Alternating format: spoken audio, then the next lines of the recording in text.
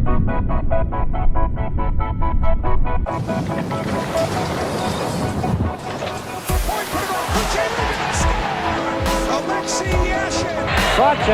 Sabasi, so familiar, so many times we've seen it.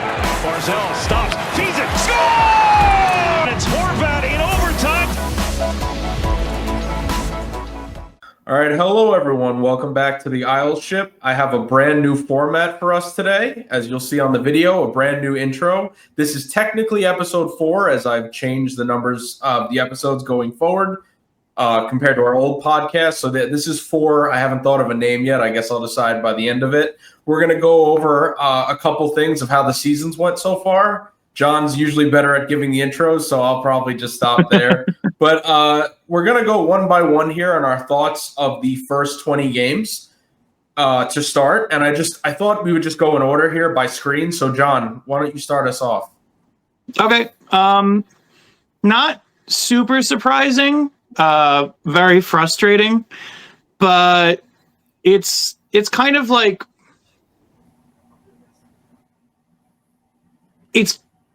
I would say more so it is a good team or the remnants of a good team that is showing their age and falling apart slowly more than a bad team that is just bad and there's no redeeming qualities and anything like that.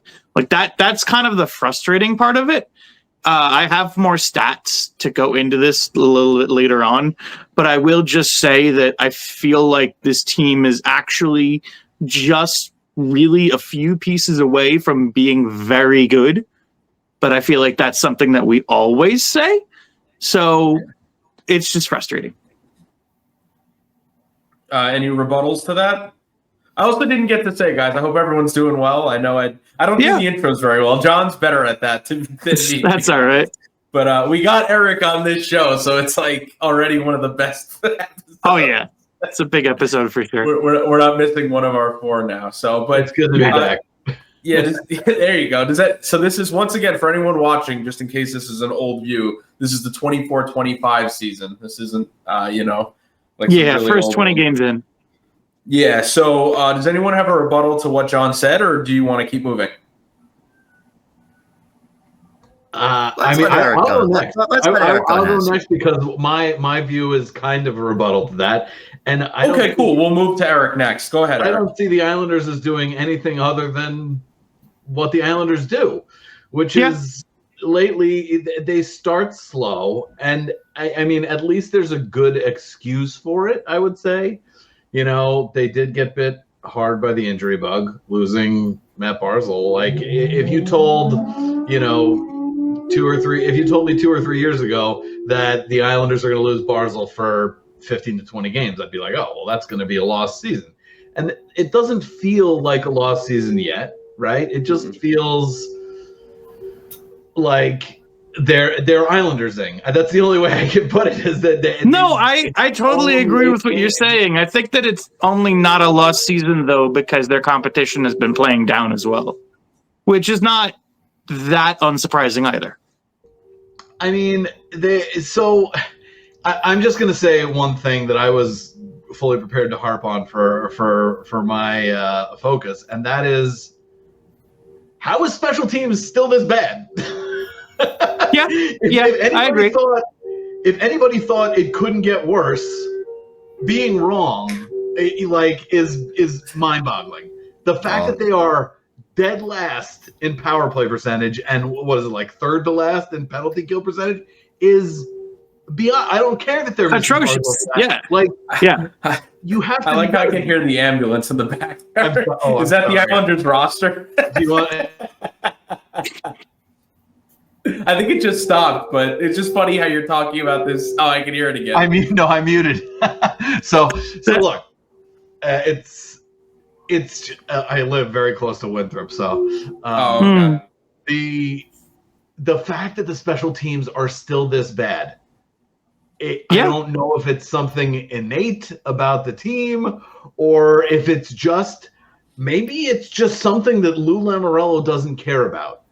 It has to be something more than just we can't figure it out, like throwing our hands up in the air. We can't figure it out.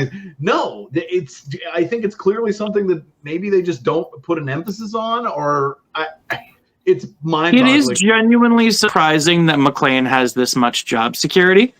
Yeah. Yes. And so I was going to butt in, but I don't have an answer. So I don't think any of us do. I'm almost done. There have been bright spots. But I think there have been bright spots. I plan on issuing an apology later to Anders Lee. And that's the only one, really. Not look out of place. Very you could say that Palmieri and Nelson. That's the next conversation. Okay, fair. There have been players stepping up. It's just, and so like I as crazy as it sounds, I'm not like ready to doomsay, right now, because there are reasons for why their record is what it is. Sure. You just wish, because they've been so close, you just wish they could be in so much of a better position, but for 5 total minutes of hockey, Yeah, so I agree. It feels worse, but it also feels like, okay, we don't have to worry that much. Yeah. All right, Brandon, you want to shoot us off before I do my little rant? Yeah, Mike, the only thing is your reception's a little meh right now. It's mainly when you speak, you freeze frame a lot, in my end at least. I think it's you, because you're kind of freezing for me a little bit, Brandon. It's okay. It also could be StreamYard. I've noticed that where I got all bars. Gotcha. I just wanted to let you guys know, sometimes it can be StreamYard where like Brandon will see me laggy, I'll see him laggy, you'll see him laggy. Like it's just weird. And none of it will actually be laggy in the recording. Yeah. Yeah, when you record it, it actually comes out usually much better. Just a heads up for everyone here. But go ahead, Brandon. Your thoughts on first 20 games? The weird thing is, just to go off on a tangent, me doing like this, I feel like I'm like Robert Schumann or the Thinker with that whole portrait iconic pose that you see them famous for.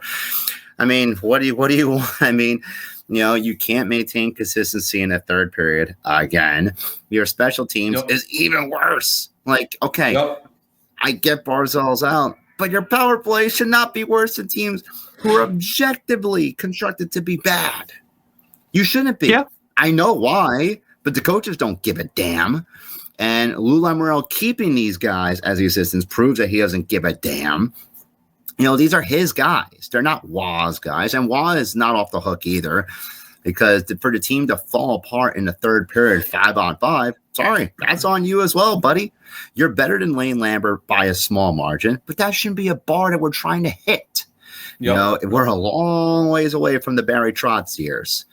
And the Islanders missed that. But, you don't change the system that Doug Huda incorporated. You're still coaching a freaking diamond on the penalty kill. Even when Barzal's healthy, you keep him glued to the left half wall for no freaking reason whatsoever. I want to curse up a storm right now, but I want to keep this as quick as possible. Yeah. Question: Do we have any optimism that this is going to change from a formulaic standpoint? Do we think that's going to be any change in that? I do have some optimism, but I have optimism, but I have a question for you. Not with Johnny McClain as the power play guy? All right. Not in the power play, but on the team itself. You say that the blown third period leads are a coaching thing. Do you think that it's a possibility that these are all just hockey players that are either older or slower, and by the time the end of the third period comes around, they're just a gassed hockey team, and the other team that is better conditioned is taking advantage of that? I've thought about that for a while, I don't believe in that whatsoever, because we can't be certain. I feel the like New York Islanders from the games that I've watched, it looks like somehow, despite the bag skating, they're worse. They're slower. This is exactly what I'm seeing. They're slower and more tired in the third, which is why they blow it. Yes. It's not the conditioning. It's how you're coached to play in the third period. Listen, during the 2021-22 season, the Islanders got fucked, basically, with the 3 COVID outbreaks, a 2+ month-long Pollock injury, and Brock Nelson and Dobson being out for 2-3 weeks at a time, respectively. And then they got COVID later on as well. Well, Nelson did, Dobson did, he got COVID the year before. The Islanders only blew 1/3 period lead that entire season, and it was during fan appreciation night towards the tail end against Tampa. Mind you, that's with them rolling Zdeno Chara out. That's with them rolling out other hacks out there like Ledoux, like Hickey, like Robin Sal, like Hutton in there. With what they have, Kiefer Bellows and Wallstrom in the top 9 as well. And despite all that, despite getting completely screwed over until Boston got their COVID and then they changed the freaking rules. Thanks, Bettman. They only blew 1/3 period lead that entire season with an objectively worse roster than this one even without Barzell, even without Matt Barzell, this is still a better overall roster than what they had 3 seasons ago, and they only blew 1/3 period lead. Sorry, was not getting a pass in that. There are older teams out there. I disagree about the roster. Who could play a better third period than the New York Islanders right now. I think they have a better roster now than they did then. I think that's easy. That's an easy thing to point out. But the eye test still, they still look slow. They still look slow. They play slow. That's the problem. I don't think that at this point. I don't think it's the play. I think they're just a slow team. I think it's not something that's selected for when they're. It feels like they don't play smart. It's a combination between them being physically exhausted and being like super anxious. That holding onto your stick thing too tight is real. When you get into these situations for these players, I really think there's something where they go like, oh, fuck, here it comes. We're going to blow it again. And that kind of becomes like a fait accompli where you get too far in your own head and you focus more on that than making the simple play, and everything kind of compounds on itself. Like their confidence is shot. Then that's on the coaching staff for lack of proper reinforcement to detail that. That's on them. Don't I'm sorry. think that's on the. I don't think the coaching staff can do anything about that. Like a coaching staff can't force you to be confident. Nobody can make you confident. The only thing that can make you confident is winning. When you have a lead in the third period, what did Trotz always get the players to do? Mind you, older players, even then, than the ones right now, young or old, because young players are making these mistakes as well in the third period for the Islanders too. It's not just the veterans out there. It's not just the Pollocks or the Pajos. Youngs like Dobson, Romanov's making these mistakes. George, who's green still, is making those mistakes as well. Like this isn't like an you're old thing or whatever. When the Islanders had their leads in the third period, what did they do all the time? They would trap you, chip and chase you, make you go to work to skate all 200 feet the other way around. They're not. The team was 5 years younger. I disagree. All right, you want me to go? Go ahead. Yeah, let me get into mine, Brennan, so I can explain this. I don't know if now listen, I have a few points to make, but I'll try and make it as quick as possible. I'll start off by saying I don't know if it was one of the Detroit losses, but the goal that we gave up where Sorokin, it was a game where Sorokin played, where we lost the game. Pajot and Lee, with like almost no time left, lost their man in the slot. No communication. They looked Detroit tired. Game 2. That's not George. That's not Dobson. That's not Romanov. Those are your vets that look slower and dumber in 2024. And don't get me wrong. The one thing I can say about Wah, which makes me happy with him as a coach, is they're working their asses off. There's no doubt in my mind when you watch every game that those guys are dialed in. I had questions about emotion earlier in the year, but since then, I've watched these guys all stand up for themselves, including guys like Anders Lee, which maybe I had chirped once or twice. I don't see a problem with emotion or work ethic. I see age more than anything. And when you see mistakes from Dobson, you're ignoring, at least from what I've seen the last 10 to 15 games, is 20 other minutes of great defensive hockey. I mean, geez, without him, I don't know what these scores would be. Oh, I agree. Dobson has Jake Gardner syndrome. Pulak's been awful, Brandon. Pulak's been garbage the last 10 to 15 games. I honestly think it's not the young guys, it's the vets that look old. And let me get into my numbers now because this is very important. But I will say, I do think Waugh's a better coach than Lambert, but I have to admit, by seeing it for the 100th time, that the game management to me is still not there. You've seen your team blow the lead 6 or 7 times. Tell them to forecheck the hell out of the other team. If you lose, you lose. At least it won't be an embarrassing fashion. Like, I'm sorry, but they sit back for half the game after 30 minutes. It's just not a recipe for success. And if you're tired, time to get 3 to 4 of these guys out of the lineup and call up Bridgeport. Like, enough's enough.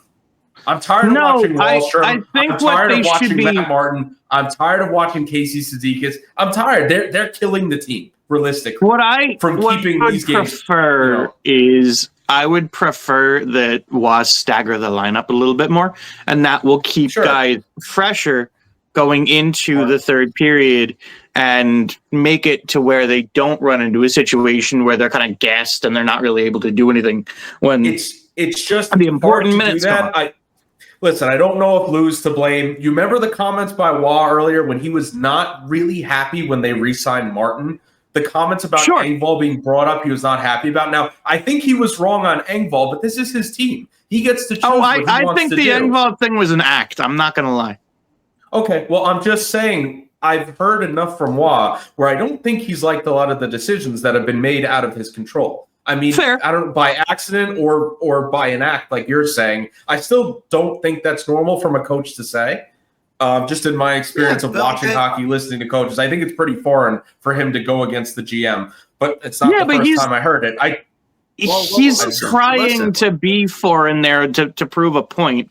He's like, the whole thing with Engvall that people don't understand is that he was trying to piss Engvall off. And it worked. No, I agree with you. He had a plan. The plan worked. That's fine. I mean, you can definitely have your thoughts on it, and that's fine. I'm just saying I didn't agree with it, and that's fine. I mean, we can all think differently about that. It's fine. But at the end of the day, I think there's a couple players in the lineup who don't belong there anymore, to be honest. But let me get to the numbers now because I don't want to obviously speak forever in circles about this. Everyone watching at home probably can see what the problems are with this team. You guys have mentioned a bunch of it. You can't even figure out because it's impossible to know for sure what is going wrong. I mean, because it's not that they're not working hard. It's not that they're a really bad hockey team. We know they're not a really bad hockey team. They're playing like it in all situations, which is the problem. So let me get to the numbers. When you look at the Islanders 5v5 play, they are comparable to the team comparable to a team like the Edmonton Oilers. It's surprising when you look at the numbers. You go, okay, the team actually defends really well at 5v5. They actually control the puck a lot at 5v5. Now, I'm using the whole 22 games. I'm not just using the last 10, because if we do that, I want to get to that point in a little bit. But when you look at their all situations numbers, they're comparable to a team like the Anaheim Ducks. And that's why they're so bad. I mean, that's why they're losing all these games, because you look at the team side by side and it's like, oh, so the special teams are killing them that badly that they're on pace to finish like a team that's probably going to be bottom 5. That's where the problems come in. That's why the 5v5 gets almost ignored, because you're not winning like the entire parts of games. You're just winning 30 to 40 minutes of them, and that's just not enough to close out every hockey game. And then I want to get to this. The Leafs this year are missing 6 starters, more than the Islanders right now, including Austin Matthews, Max Domi, Matthew Nyes. Now, was it all at the same time? No, but there are a couple guys like Yarncroke as well that have been. My point, though, is I looked at our last 10 games, and because the Islanders still have Dobson, they still have Horvat. It's not like they're missing, everyone. The Leafs in their last 10 have an expected goals for of 2.5 or higher in 6 out of 10 games. The Islanders have only done that in 3 of their last 10 games. Now I don't understand. I think personally were as good as the Leafs or close to as good. I mean, the numbers would show you defensively at 5v5 that were very comparable. Mm-hmm. And I don't think this team is so bad offensively that they're the Ducks. Like, I refuse to believe that. Even without Barzal, I don't think they're that bad. But it's either coaching or personnel. Pick your poison, because you're looking at a team like the Leafs who can go half their games and compete, and you're looking at a team like the Islanders who play extreme low-event hockey, barely challenge any goaltender they play to where they make Alex Lyon look like a Vezina candidate. I mean, something's really rotten with the team, and until they figure it out, they're going to miss the playoffs. I mean, it's just the writing's on the wall if this continues, even if they get healthy. If the special teams are this bad, you're just not going to win many hockey games. All right, so you guys can rebuttal, and then we'll move on. I think what's going on with the Leafs Yeah, you is want to that to where they are right now? Hold on, let John talk, They Brennan. got Craig Berube. They got the Chiefs. I get it, but that's part of what I was going to say, if I'm being honest. I think the Leafs on paper are a better team than the Islanders, and a better team than most of the people that have been ahead of them in the league, I would say. They have William Nylander, they have John Tavares, they have Austin Matthews, they have Mitch Marner. That my argument, though, alone is there should make you a top 10 hockey team. But I agree. They have poor defense and poor coaching. This year, they do not have poor coaching, which means they don't have poor defense. So that alone, with the amount of offensive talent on their team, is going to push them into what I suspect to be a pretty good playoff run this year, if I'm being honest. I'm not saying we have a Marner, Tavares, Nylander right now in our health situation. Yeah, we don't. But no, hear me out though. Hear me out though. Ready? Palmieri's been playing out of his mind. Anders Lee's been playing out of his mind. We have Bo Horvat. Like, I don't understand. Like, is it everyone They're not else comparable. that's just They're doing really well. They're not comparable. I cut in here. They are not comparable. They're doing great. And we're like, Islanders fan would ever try to compare those two. I'm not saying they're as good as those guys, but their production is comparable. Their production is not comparable. This It's like year, they're doing really well. I'm very happy for them. Are so far beyond Palmieri and Nelson. It's ridiculous. It's not. It's not close. All right, now, so I will say Nylander does have 14 goals this year. Palmieri has 10. Lee has 8. Let's. I mean, Marner has 8. Not stats. Just look at them. They are. Also forgot we also have Nelson healthy, and he's been great too. I get what you're saying. That team's way more talented, but this team, it's not like we have. But it's not like we have nobody. Why are we playing some of the worst offensive hockey we've ever played? Can someone explain that to me? Why we're the Ducks? Comparatively, Mike, we don't have nobody.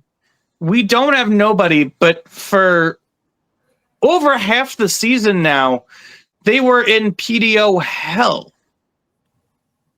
I know, and then it went back up. Their finishing rate was among the lowest of all time. It still is. So that's what I mean. Like, it's going to regress back to the mean. But it did, and then it did for like 5 or 6 games, and then the last 10, it's regressed back to what it was. So I'm inclined to believe this is closer to what they it's going to go back up again. No, it's going to go back up again. There's absolutely no way that it stays there all season. It's not possible.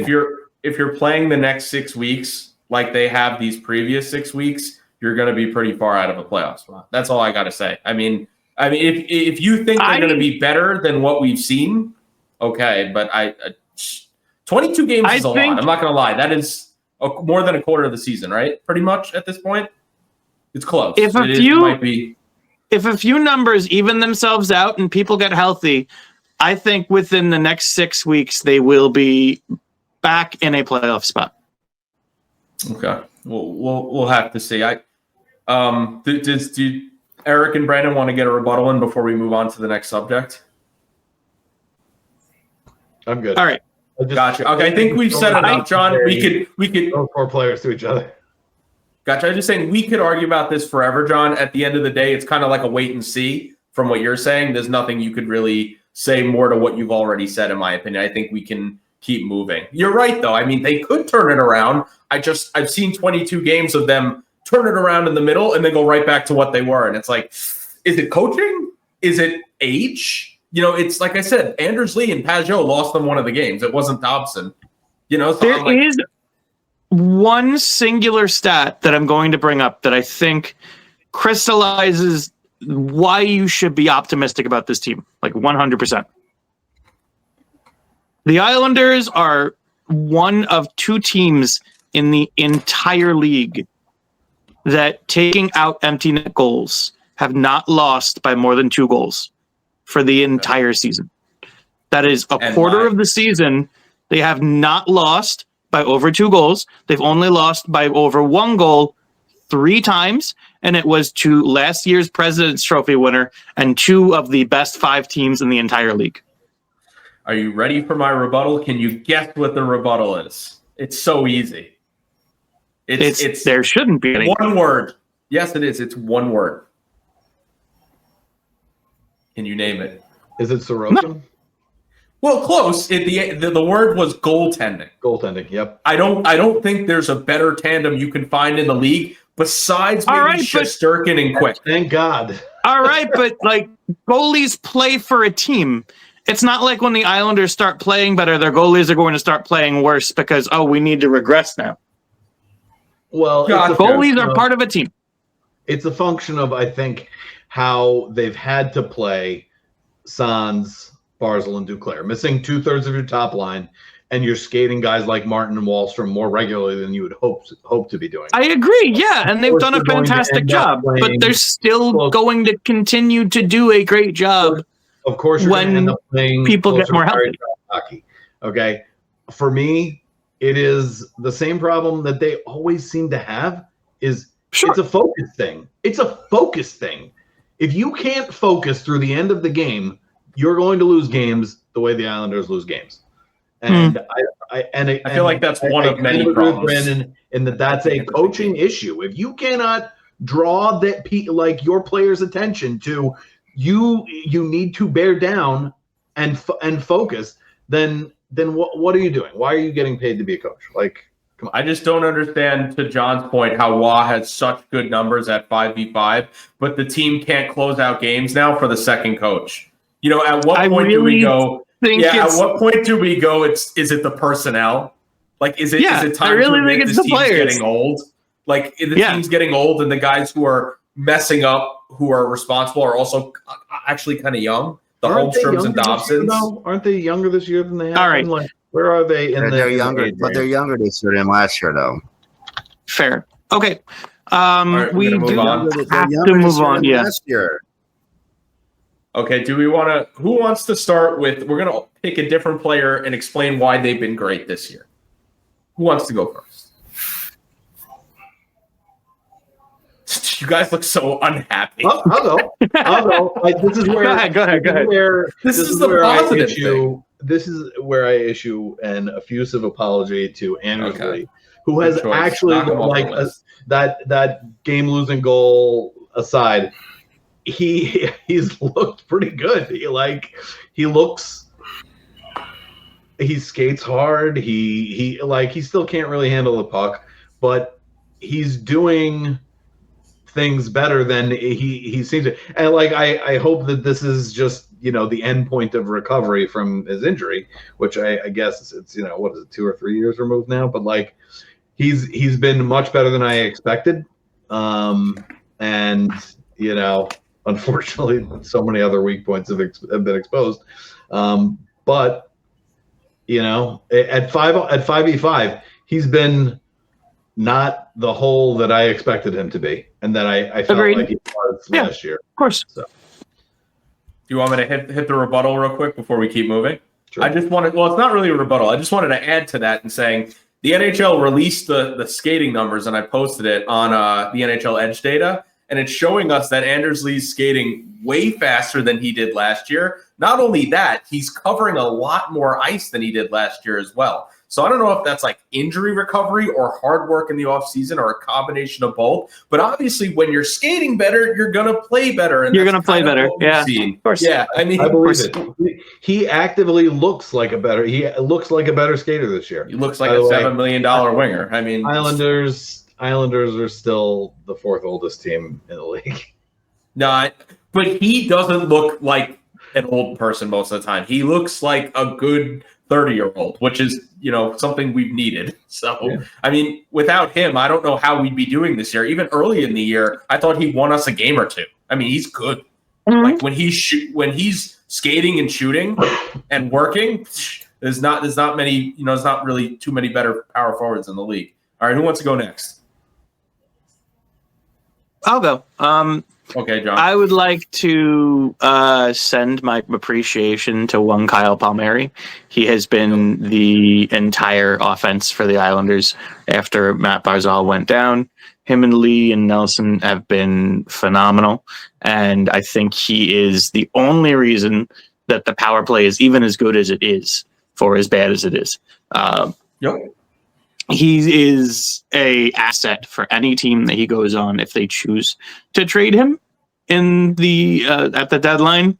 And at his age, you can't say that about a lot of players around him. So good on you, Kyle Palmieri. Phenomenal. He's arguably, I'm just going to add this real quick to this conversation. He's arguably been the best forward for the Islanders under Waugh. Now I know Barzal's been hurt in between that. But it's more than just that. Even raw points and goals, he's right there. He's the best Islander. Which you when you watch him, you can see it. I mean, he does. And an honorable mention to Soplakov. He has been everything that I've wanted him to be.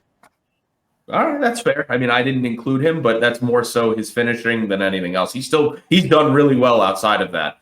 All right, Brandon, give me a name that hasn't been said. Oh, that hasn't been said? Yeah. Shit. Hasn't There's a couple. I'm surprised you don't have one. All right. Screw it. I'll go with Pierre Engvall here. I do like Pierre. I am gonna go with Pierre Engvall as a big you to Patrick Wall over there for getting Lou to waive him in the first place. Dude should have never been waived in the first place. You need it for motivation. Dude, stop it. Okay. The dude got poor ice time when he played for the Maple Leafs. If that alone isn't motivation, stop it. Okay. It worked though. No, it did not work because he looked like crap in Bridgeport too. Don't fight over this idea. And then he came back and he looked great. Just get your point across, Brandon. Don't fight, John. Oh, my God. No, we feel differently. I agree with you. I have AHLTV. I have AHLTV. Aside from Hogberg and Jeffries, that Bridgeport team is ass. I watched one game and I turned it off. They're terrible. Yeah, they are so poorly coached down there. I don't know if it's that. They just have no one. What do you mean they're poorly? Who's there? Who's there? No, but even when you watch them play, when you watch the system, there is no system. Who's their leading point scorer? Brian Pino? I mean, come on, Brent. They make Brent Thompson previously look like Barry Trotz back there. That's how bad they are. Yes, and Bridgeport needs some veterans on their team because they only have 3. That's it. Well, they added a couple. Poorly ran. They're not good ones. They're not. Yeah, they're a poorly ran team. I think Chris Terry came back. No, that's no. No, I think he came back. Isn't he playing? Isn't Chris Terry like a 38-year-old still playing with Bridgeport? As far as being defensively responsible, as far as driving play, as far as getting points, scoring goals, trying to put as many forwards in positions to succeed when he's playing, Engvall, since he came back up, has done a great job in that regard.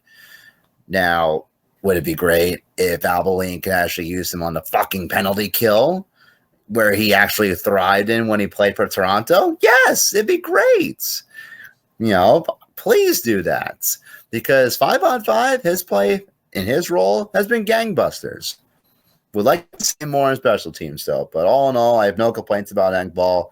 He's everything that you should be expecting for a $3 million winger. All right, so am I up? Yeah. I actually have 4 names, which is absolutely absurd. I'm just going to roll off the first That's 3. cheating. Fascinating. No, I know, but I'm not going to talk too much about them. I'm just going to say their name and why, and then talk about the choice that I have, which is obvious who I'm going to pick. But I'm going to first go with Sorokin. He just came back off back surgery, and he looks carrying the team. I mean, I honestly think, listen, his numbers and his analytics are not phenomenal, but if you've watched him this year, I think that's why there's a lot of 1-goal games. There are some games I didn't think we played very well, and he was phenomenal. And I think he leads the league in like 1-0 losses or something. Like of all active goalies, it's absurd how much. Yeah, I mean, okay. The next name I wanted to say quickly, Adam Pelech. I think he's been really good defensively this year. He got hurt again. No surprise there. And then third, I want to say, who's the other one? Oh, Mayfield. I thought Mayfield's actually been quite good this year. Even though the penalties are untimely, I actually think this is a good sign from him because of the injury, and I thought he was just going to be terrible. He actually looks pretty good. So, I mean, our defense has actually been, as a whole, for his contract, he is more than solid. Yeah, no, I can honestly say I was wrong about him. I thought after the injury he'd be done too, but no, he looks okay. But my choice is Isaiah George because this guy came up basically out of nowhere. He's been in my opinion, shown flashes of what could be a really good skating top 4 defenseman.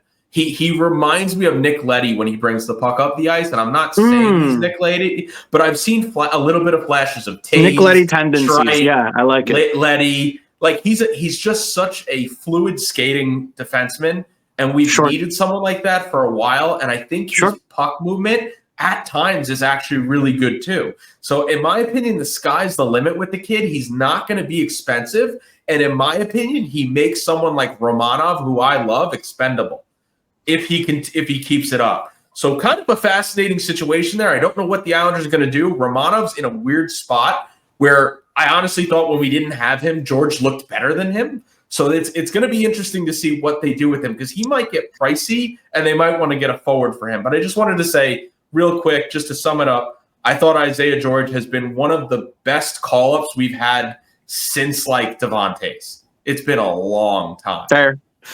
So all right, we can. George fills the Devontae's shaped hole in Mike's heart. Devon Taves and Nick Leddy were my favorite players when they were on the team, so I feel that on a spiritual level, Eric. And you're spot on when you say like he's exactly what the team needs in that he's young, good, and cost affordable. Yeah, we don't have any of those things.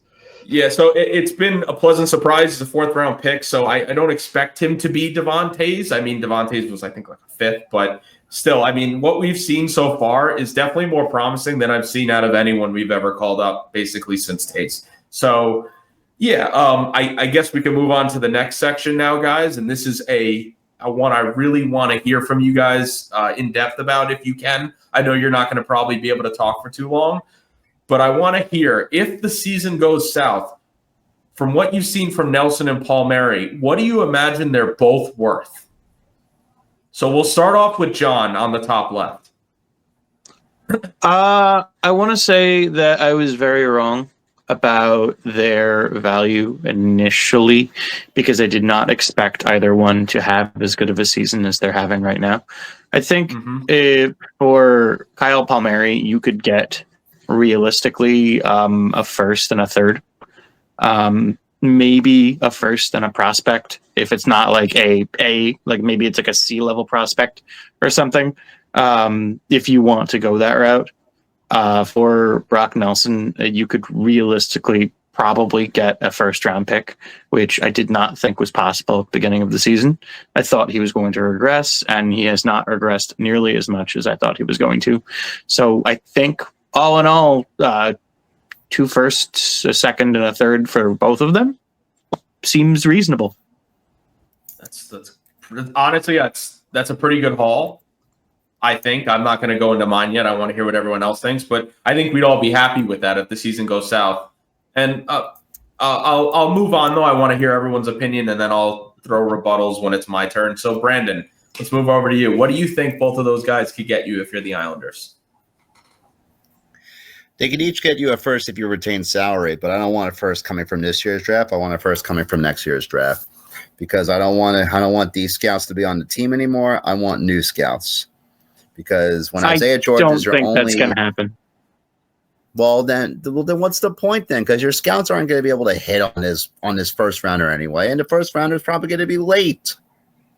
For my money, that's why I wouldn't trade them. No, I would get a first rounder, but not from this year. I would get it from either next year or 2027. That way, the team who gives you that pick won't be as good, and the pick will be higher. Mm-hmm. It's an interesting thought. That's what Mark Bergevin did when he traded away Dale Weiss and Thomas Fleischman to Chicago. He got a second rounder 3 years from then. That pick ended up being very early because Chicago sucked, and ironically, they used that pick to select Alex Romanov. It's a good gamble. It's an interesting gamble. All right, Eric, what do you think? Yeah, I mean, I'd like to start by saying this is like the most wishiest of wish casting because it's never going to happen. I agree. It's like the furthest possible thing that it's not going to happen. But I think a first and maybe a late round pick or possibly a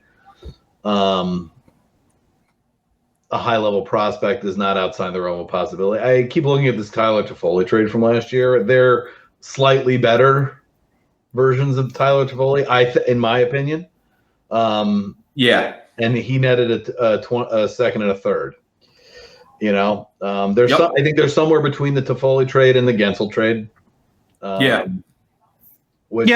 Which would be nice. And to what Brandon said, I don't know that they're going to be looking. The team and the ownership and generally the fan base, I don't know that they have the stomach for a full-on rebuild. And if you trade for first that far into the future, you're that's what you're looking at. Or so to it, the thing is, I don't. You know, to me, this team is retool like averse.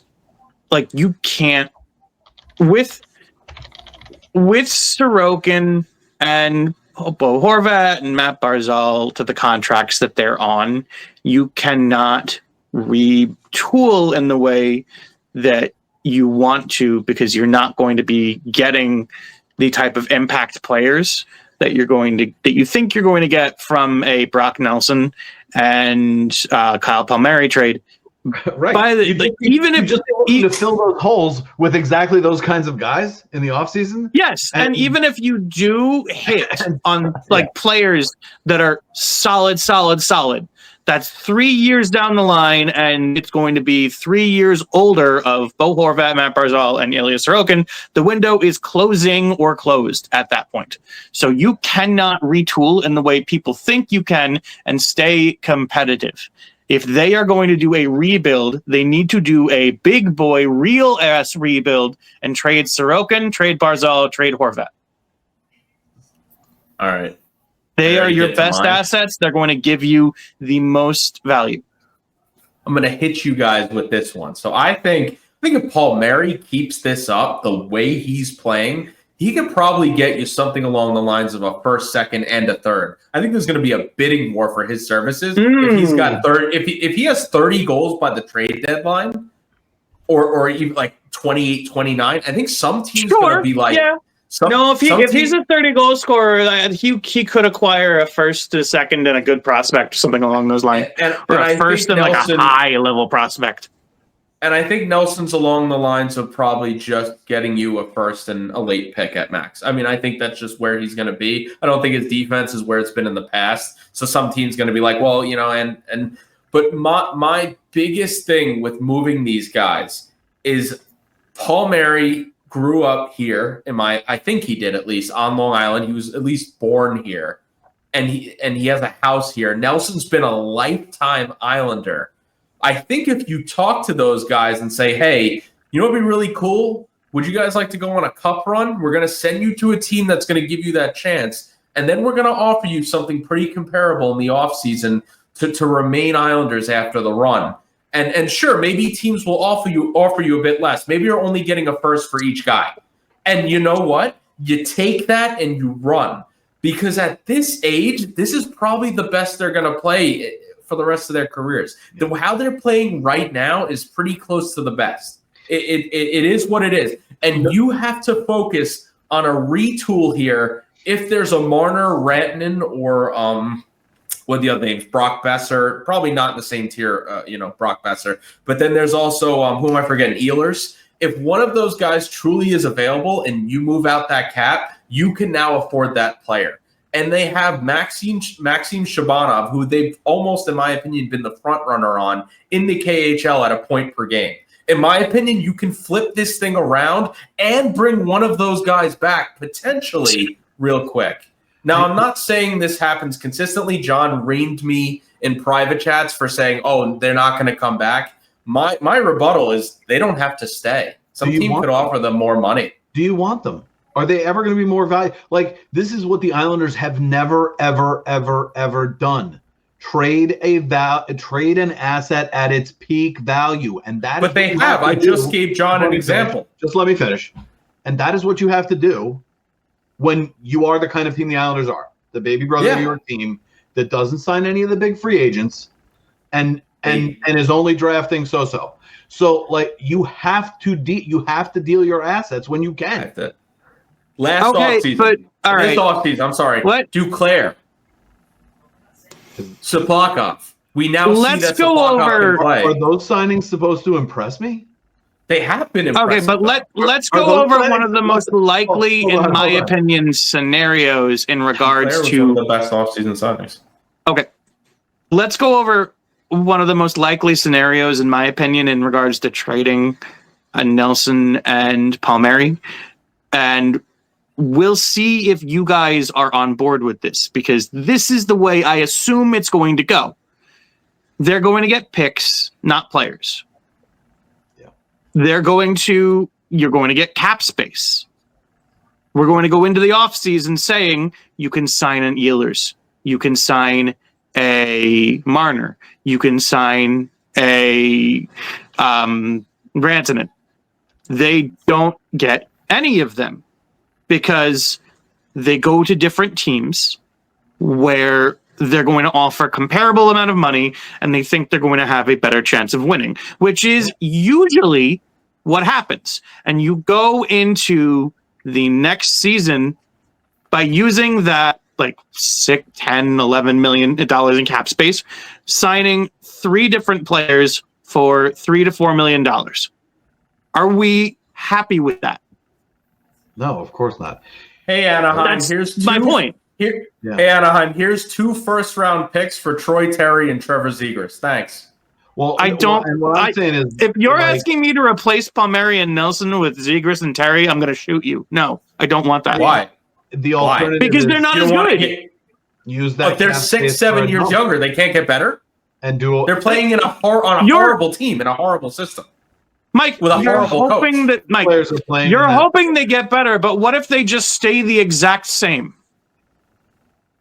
Oh, okay, but that's the risk you have to take to win a Stanley Cup. You can't just do the same thing for 50 years. It's not going to work. This isn't 1983. I don't think the Islanders are in a position where they can take that kind of gamble right now. I think you need to bank on players that you know are going to be good. Let's change this. If Nelson and Palmieri by rolling dice, because the guys that you know are going to be good aren't coming here, aren't signing here, and you're only getting them if you. But that's why you keep them when they are here. Is just wait 1 second. Is if you take a risk like Mike is saying, or you draft really, really well. And before anybody cuts me off, I just got one more name to throw into the trade mix, and that is Maxim Siplakov, who's also a UFA. RFA. And very, very, very, very cheap. So he could be moved to a team without retaining salary, or to a team that doesn't have Sure, he's an RFA. But I think if you're at if you're in a spot where you're looking to that's why I want him, because he's going to be cheap. Cost. If you're in a spot where you're looking to actually retool, I think between Barzal, Horvat, and Sorokin, you can get any set of prospects that you want, any high-level prospects you want, several firsts, and if you really want to tank and say, we're going to pick up generational players in the next 3 to 4 drafts, you can. And there is a brand new real window. I don't think you can I don't think rebuild is possible because of the length of the contract right now. If you're talking 3 years from now, yeah, sure, maybe you could move those guys. I think it's too early for teams to take that sort of risk and pay that much. Are you kidding me? If you put Sorokin on the trade block right now, every team in the league is going to jump on that. No, sure, but I think you could potentially. Maybe you're right. Sorokin's probably a good example of doing it now, but I don't think rebuild is possible because of the situation we're in. I'm just talking about a retool, and if Palmieri and Nelson were 28, 29 years old, John, I'd agree with you. There's no chance in hell you really move off those guys. But I think this is their peak. I think this is it. I think this is the last hurrah. So if you're going to bring them back, you got to make sure you get something for them. If you're not in this thing, this is it. Like, you got to think about the future of this team. You are crippling the future of it. We're going to be watching a garbage team for like 15, 20 years, in my opinion, if we don't start getting the pool back in shape. I think you have Cole Yzerman, and then after that, it's a whole bunch of what ifs. Yzerman at least will play in the NHL. I have no idea if any of these guys will, or for any large amount of games. I think you're going to get a lot of. I think if you just go for your prospects right now, without doing what Brandon is saying and finding new scouts and changing the coach in Bridgeport and changing how we develop players, you're going to get a lot of players that are just not going to turn out. Like I said, you're assuming they're just going to draft and not use both picks to get a really good player. I think some team that's garbage that has a stud. I'm not saying we should get like a Tomas Hertl, but Vegas was able to do that with a first. You know what I mean, right? Like that's the type of guy you add to this team to replace a Nelson. Maybe fair. I just don't see Palmieri getting traded and not coming back. He lives here. He has his family here. He's from here. It just would be so weird for him to go on the run and be like, "See you later, Islanders," instead of just coming back and taking a nice contract for 2 But players do that all the time. And my thing that Eric didn't hear is the Islanders did this with Mariusz Czerkawski. They traded him to Montreal, and he signed back in the offseason as a UFA because he had a great relationship with the team here. And you know what? He had a good season that last season, too. Is Czerkawski as good as Palmieri? He had 24 goals in, I think, his last season with us. I don't think he's as good. But he was certainly good. I don't think they're on the same level, but it's not that far off. I would argue Mariusz Czerkawski was a second-line winger on the Islanders. I don't think he was a center. I think he was the winger. But it's hard to remember at this point. But I looked at a comparison for you when you asked me, and I said, you know what? I think the Islanders did that with Czerkawski. And you know what? Czerkawski wasn't born here. Palmieri, in my opinion, is not going anywhere. And then you have Brock, who is a lifetime Islander. If you trade those guys, I really think they could come back once they realize we're building a contender. All of a sudden, you got Shabanov. I don't think they'll see that they're building a contender. Really? Not if you sign Shabanov and then you have the cap. Maybe you trade out a Romanov and someone else and you sign an Ehlers. All of a sudden, this team's stacked. I mean, can I just say, Winnipeg's not moving Ehlers, okay? He's a UFA. I signed him, not trade for him. The two teams that I'd expect these guys to want to go to if they chose are both in positions to be trading for them, namely the Devils, who are in first in their division, and Minnesota, who's second in their division. So you're right. And if they go there, they're not coming back. If the Devils and Minnesota trade for them, I guarantee it's going to be one of those situations where the contract comes with the trade. Right. Eric, when you look at their ages of 33 and 35, I would be okay with taking that risk. No.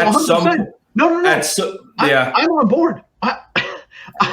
Because guys, listen, if you don't do that and these guys regress heavily, you basically messed up anyway. At least if you take the risk, there's a chance. You cannot afford not to trade them, but I don't expect them to, just because that's not the way Lou operates. I think Lou would be remembered very poorly if they don't. My opinion. And absolutely he should be, but I think I just don't think it's gonna happen.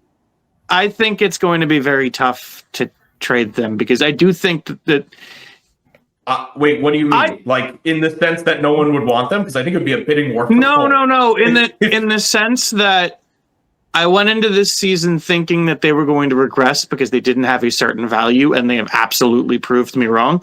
What's to say that they will not continue to have this value for at least 2 to 3 more years, and that is your actual window with Sorokin and Barzal and Horvat. Just unfortunately, John, when you look at aging curves, if a player is still good at this age, this is probably peak.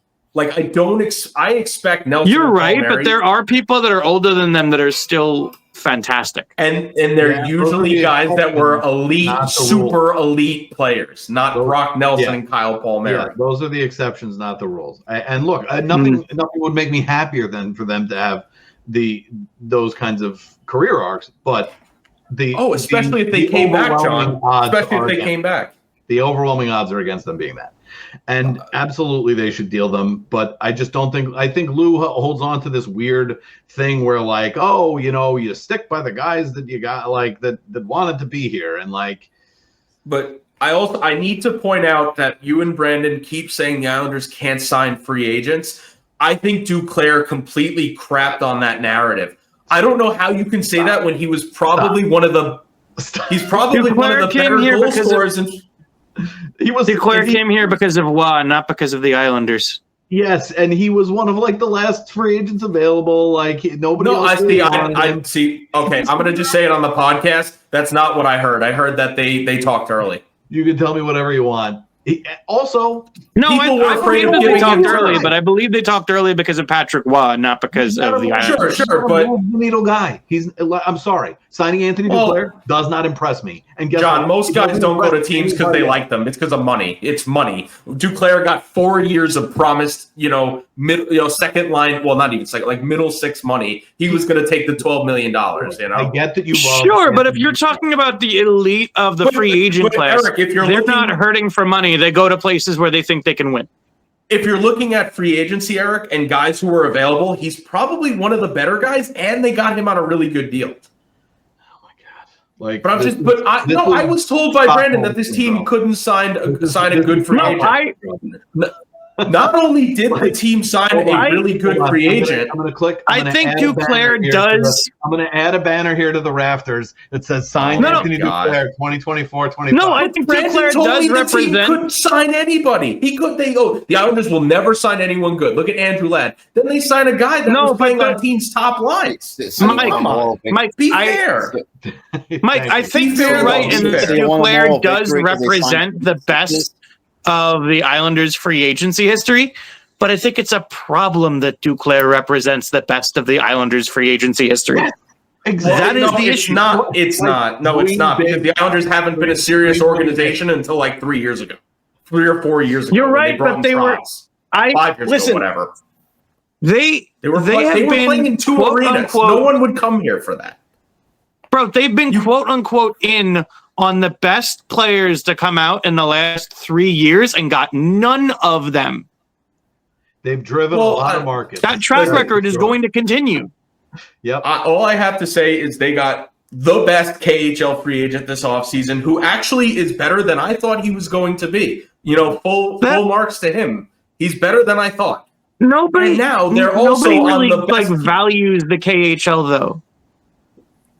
Okay, well, they're silly not to, because you have guys like Kuzmenko and, I agree. Soplakov. You don't find guys that cheap that are that good. It just doesn't happen. So teams should. You're right, but that's why we were able to swoop in, because nobody really cares about the KHL in a way that is. What are you talking about? There were 16 teams on Soplakov. He chose us because they offered him top 6 ice time right out of the gate. Is the more impressive signing than Duclair. But still, I don't think so, and I don't think so. Neither are the kind of signings that, are going to impress me. Like, I got you, but I hate this argument because the Islanders have not been a serious organization until like 5 years ago. You're going off of a track record where that is a fair counter. But I'm just saying, Brandon's like, oh, look at the 40 years, and I'm like, 35 I'm only of them looking at them within the past 5 years, though. I'm only looking at them within the past 5 years, though. Well, that's within really the past 5 years, they've been leverage for every team to get John, their player they wanted. If you poop your pants in middle school, it's going to take all the way to the end of high school to get people off your back about it. And even then, it may still smell and stick around. That's my thing. But that's my point. It's still going to smell and stick around. But the Islanders have had poopy pants for a long time. Poopy pants. The Islanders have had poopy pants for most of our lives. They've only not had poopy pants for 5 years. Right, Mr. Poopy Pants.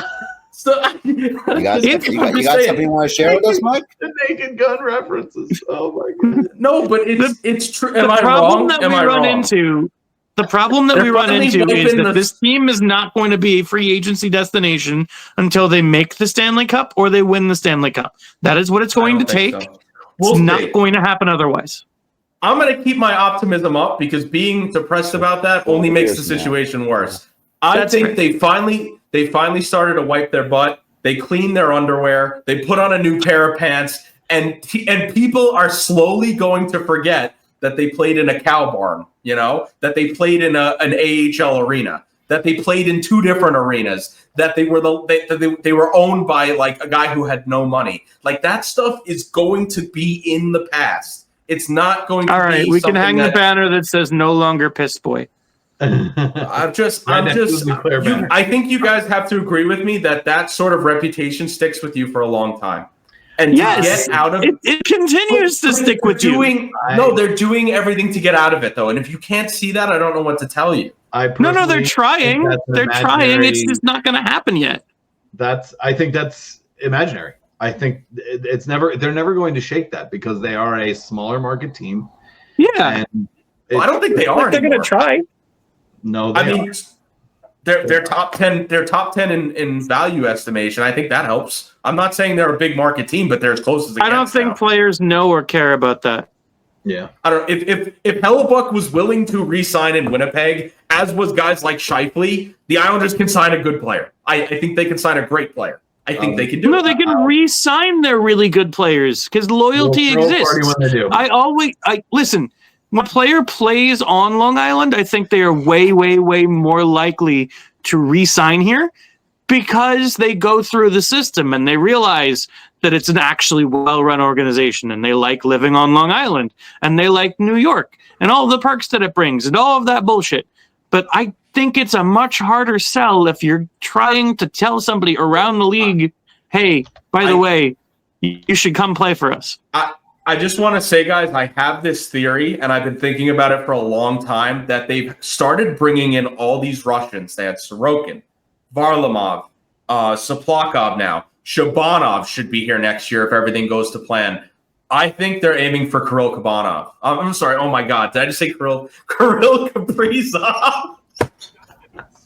I ruined it. Kabanov on Facebook. I ruined it with the neck tattoo. Unbelievable. I meant Kirill Kaprizov. I meant Kirill Kaprizov. The Islanders, I think, are going to go all in on him, and that's another year away. But I'm just saying, if you have like 6 Russians on your team, who knows? I mean, I don't think they're going to get him. That's fine. I mean, I would love it. I don't think it's happening. But I just think the Islanders are doing all the right things to become a destination outside of the GM. I think they need to get with the times, but that'll come. Right. That'll come, in my opinion. So, all right, are we going to get to trivia and end this one? I just said Kirill Kabanov. I don't think we got time for that. I think we might have to do our final thoughts. I know Brandon has a flight early in the morning. Oh, yeah. Eric's probably got to get some sleep. I got an easy one. Can I just give the easy all right, go one ahead. real quick? What's your easy one? You guys didn't see my Cole Eiserman tweet, right? Do you remember it? No. Brandon, did you see it? No, I didn't see anything about any turtles. Do you guys know what his PNHLE comparison is right now? His NHL projected player. Oh, I did see that tweet. No idea. All right, I don't remember it very well. Okay, good. Can you guys guess? It was somebody. He played for the like, Leafs. that's He not played good. for the Leafs. He played for the Leafs. Matt Does that Sundin. help? No, No, it was. he's not that good. I wish. Jeez, he'd Why, be playing here Are already you if going that to was the compare him to case. Willie Nylander? Nope. Are you going to compare him to Willie Nylander? Nope. Eric, can you guess? Ex-Leaf, and he had a really bad time with the Leafs. Phil Kessel?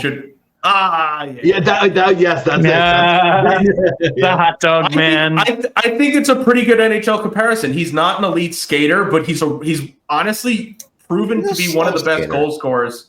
Whatever. How He's proven to, how many nose for the goal guys do we have to go through before which is so interesting. It's not Bellows, Wallstrom. He's got a nose for the goal. So He's Eric, got skills, but he's got a nose. let me just say it real quick. The one thing That that Spider-Man separates meme is getting bigger and bigger. the one thing that separates Yzerman from Bellows, Dow Cole, Wallstrom is in his D+1 or whatever the hell this is called in college, he's actually scoring goals. Those guys went to college and they sucked. Big difference. Big difference of how you project a player. Oh, he scored in college. Wallstrom and Bellows were here when we drafted them, and then when they played in college, their PNHLE went, woo, third liner, fourth liner. That's all they were. Yeah.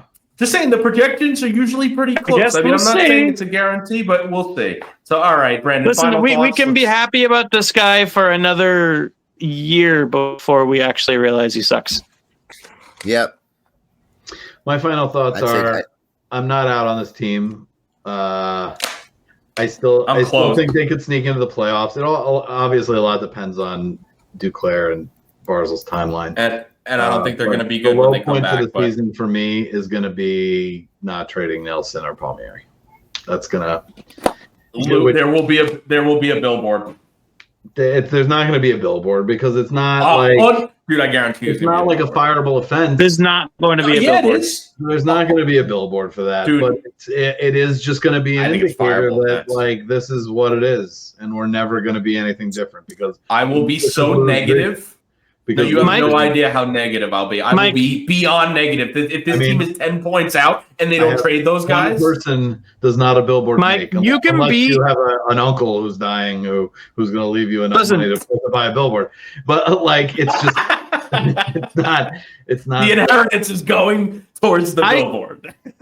All right, I'll say this much. I think Twitter is going to be a cesspool if they don't Well, it always is. trade. That's not new. No, I think it's going to be way worse if they no. don't trade Nelson and Palmieri. Yeah, Blue Sky, great. I'll hang out with No, the 4 Islander fans people on there. on the video are going to see his Twitter handle. That's the funniest thing. He's going to be pointing to the Twitter handle. But no, Sorry, Eric. so I I gotta think read it beforehand. Twitter going to be a cesspool if they don't trade Nelson and Palmieri. I think real world fans are going to be rioting if they do. Normie fans care about their players. They care about loyalty.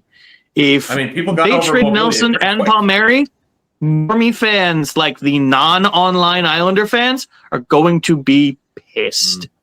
Yeah. Hey, John, I got a secret for you. They're already saying fire Lou every game. Yeah. Just a heads up. Yeah. The It's normie bad. fans already that's are going to- rioting. It's bad. That's going to increase more than you think. Well, we'll see. It's already really Either way. bad. I can't believe they're chanting fire Lou like he has anything to do with the team being injured. Like, I just think it's the dumbest thing. They're not going to fire No, him but 20 he- games into the Fans season. only care about results. He hasn't done a good So job. stupid. This is a conversation for a They're different time. missing 5 players. But he hasn't Okay. done a good job in his tenure. I think he deserves heat. But he has done a good job here. Arguably, Debatable. he's made good trades. The team's been successful. That could be the next podcast. Overall grade for All right. Will's tenure. Well, you don't know yet. You need to see what he does after this. I want Like to I hear said, Brandon's final thoughts. Well, the real question is, before I get to final thoughts, how would the Islanders look if Ted Leon, or if Ted from Washington actually paid Barry Trotz? Terrible. Bad. I think- Probably relocated. Yeah. But what do you mean? Yeah, if I'm saying, Well, what if is Ted Brandon was- saying? I'm confused. I'm saying, how do you think the Islanders would have looked if Barry Ted Trotz did wasn't not come to the island because he got paid by the Capitals what he was worth? He's saying the success is attributable to Barry Trotz, not Lou Lamoriello. We might have a dynasty. It absolutely was. Eric, the team goes into a full-blown rebuild. They draft like Connor Bedard. If Barry, I will say We're this: having if a Barry good Trotz time. doesn't show up, Anders Lee, Brock Nelson, and who's the guy from the Kraken? Jesus, Jordan Eberle. All get dealt, and it's just a full restock. I lost John, and that's a different. Sorry, that's a different timeline. So my real final thoughts are this. probably a better timeline, Eric. I agree. It might be. We don't know. I've had conversations in DMs with Phil about. I wish I was in the timeline where they didn't do well that first season, and Lee and Nelson and Everly all got dealt, and it's just a complete restock of the cabinet. You build the team from the ground up with Sorokin and some older defensemen like Pollock and Pellick, who you still extend, and like. Call me an idiot, but the ECF runs were worth it, though. I mean, we had never seen something like that in our lives. I agree. With they were absolutely worth it. It could have been they realistically could have won a cup. Yeah. It's a shame they didn't, but at the same time, those were the best Islander teams I've ever watched in my life. So you take the bad with the good. But they can save this. As I'm telling you guys, they can save this. It's not over yet. I agree. You gotta. I think so. That was a very thought-provoking final thought, Brandon. You know how they could save this actually? Because I'll tell you probably what's probably going to happen this year. The Penguins are probably Kyle Dubas is probably going to fire Mike Sullivan either during this year or during after the year. That's who you hire after Wall. Dubas? That's who you target. You go after no. I'm saying the Penguins. Kyle Dubas. Oh, Mike Sullivan. I'm saying Kyle Dubas. He is going to fire Mike Sullivan. I would love to have Kyle Dubas on his GM, if I'm being honest. It would be so toxic. Dude, imagine imagine he does really well, and then like his reputation is like, No, he won't. He's a really no. He is a very smart GM. Just a heads up. He's a very smart GM if he has limiters. If he has reins to not do dumb bullshit, he is a very smart GM. Yeah, that is the thing. That is the guy you go after. If Kyle Dubas fires Mike Sullivan, that is the guy you go after. I think Dubas... He is a proven cup winner. He makes chicken salad out of chicken shit most of the time. The dude that is the guy who you go after, and you don't look back. Is that attributed to Sidney Crosby? Mike's final thought. He's one. Eric's done with us. About Crosby though. I'm going to end on a non-Islander topic, even though like I said, this will piss people off. I don't think Dubas. There was one final thought. In all seriousness, Eric, can I just say that Dubas hasn't had a completely fair shake? Just real quick. Oh, he didn't have. I don't think all of his. All right. We need to listen. We need to. You said you take. I agree. We need to jump off this. Brandon, what is your? Okay. Gut? No, but it's a final thought because it's more of a question to Eric. Eric, I'm going to be flying to Florida tomorrow. Do you have any website I can go on or any channel I could go on to watch the next game tomorrow? Ooh. Gotham Sports. The app. Use the app. So that's what my season tickets are going to be turning into next season for sure. Because one payment of my ticket plan equals an entire year of New York sports on my phone and television. I don't, and I'm not going to admit to pirating on a podcast that is going to be out on the internet.